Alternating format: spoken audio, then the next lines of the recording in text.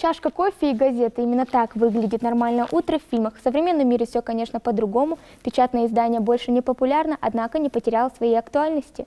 Не раствориться в потоке информации этих людей не каждый читатель знает в лицо, но их статьи ждут ежедневно. В их работе все внимание сосредоточено на слове. Благодаря этому инструменту вот уже на протяжении века газете «Сердало» удается сохранить доверие читателей. Социальная, культурная, общественно-политическая жизнь региона. Издание делится самыми важными событиями.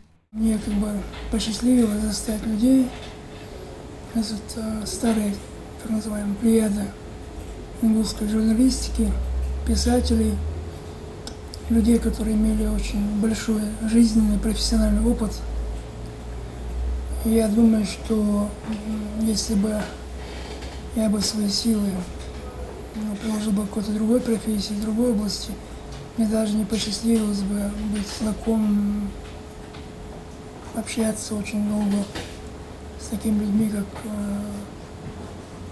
Саид Чаркиев, Абу Мансагов, Мамад Саид Плиев, Мурат Картоев, Мурат Изиев. Каждую статью выпускают на ингушском и на русском языках. За последний год издания модернизировали. Теперь все новости региона доступны и в электронном формате. Так что «Сердало» идет в ногу со временем. Танзила Шадыжева – одна из первых женщин в коллективе газеты. Свой первый день она помнит до сих пор. Эта редакция находилась не на Назане, а где-то в Карбулаке.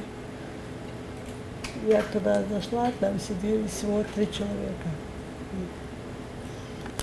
Ну, взрослые дядьки, не знала, кто из них кто на данный момент. Ну, я их зашла, они на меня так смотрят, сидят. Я сказала, я пришла по поводу работы, говорите. И все втроем, они с места скачали. Это самый такой запоминающийся такой случай. Ее основателями считаются Заурбек Мальсагов и Тимбот Беков, которые приложили немало усилий, чтобы сохранить издание. И уже сегодня газета имеет статус одной из старейших на Северном Кавказе. За эти годы «Сердало» выпустило в свет около 20 тысяч номеров. Немало и благодарственных писем, медалей, наград. Самым почетным считается орден «Знак почета». Значение большое для нас имеет, потому что этот знак у нас стоит долго на «Сердало», с 50-х, то есть 70-х годов, как этот орден вручал его Апряткин, первый секретарь тогда Чечено-Ингушской АСР. Вот, и для нас это ценный, экспонат для нашего фонда в музее. Вести Малгобека, «Голос Назрани», Нясархо, Знамя труда, Магаз, Кердаха. Всего в республике выходит 7 муниципальных печатных изданий. 2 журнала, один из которых детский «Селаат». Он печатается только на ингушском языке. Большой популярностью среди граждан пользуется газета «Ингушетия». Газета «Ингушетия» также идет в ногу со временем. У нас есть и разные виды подписки, помимо традиционной, например, на бумажную версию, когда читатели, жители республики, жители нашей страны могут подписаться на почте раз в полгода, раз в квартал, раз в год. Есть еще электронная форма подписки. На сайте газеты «Ингушетия» есть раздел электронной подписки PDF-версии, и любой житель планеты Земля может оформить электронную подписку и получать раз в неделю PDF-версию газеты «Ингушетия» за день до выхода ее в печать. Это тоже достаточно эксклюзивная история, и в Республике Ингушетия мы по этому пути пока пошли только первые. Надеюсь, что не единственные.